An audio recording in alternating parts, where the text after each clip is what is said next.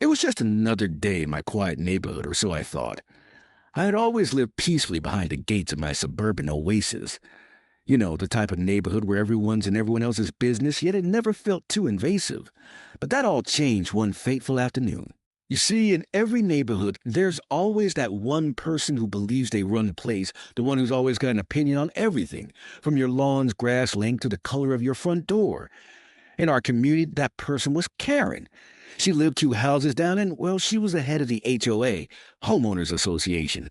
For years, Karen was the go-to person for anything HOA related. Her word was law, and if you didn't follow it, you'd hear from her.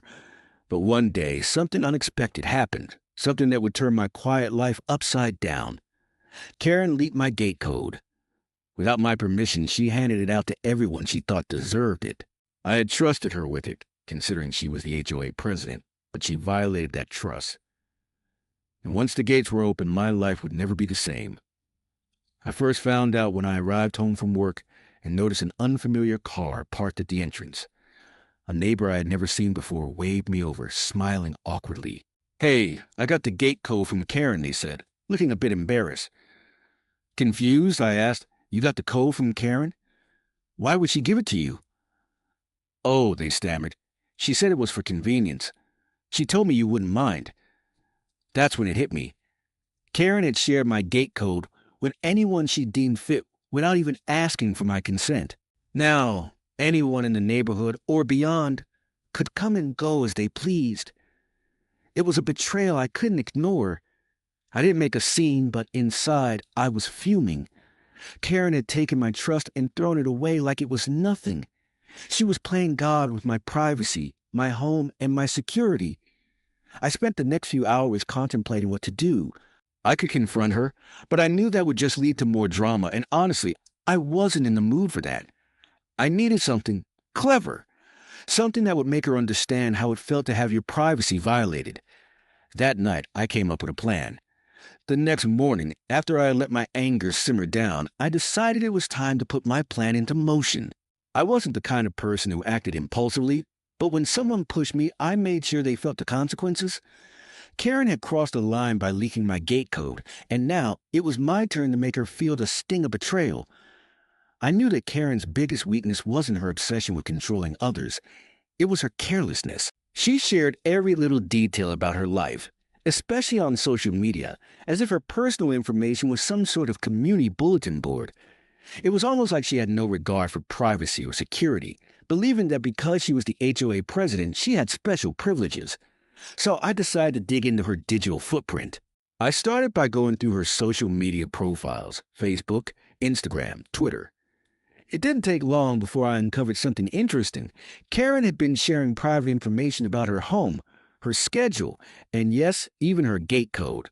She had done so under the guise of sharing with the community, as if everyone should just know everything about her life.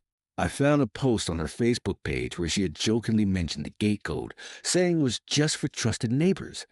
That was all the information I needed. She had made her gate code public without a second thought, and I couldn't let this go without teaching her a lesson. I wasn't interested in destroying her life. No, that wasn't the goal. But I wanted her to understand what it felt like to have her privacy and security violated. I didn't want to hurt her, but I wanted to make sure she thought twice before ever doing something so careless again. I started my revenge slowly. First, I made sure I shared the code with the people who needed to know it. I went to a local neighborhood forum where neighbors often exchange community updates and information. Karen, in her infinite wisdom, had made her gate code public in these very forums, thinking no one would ever misuse it.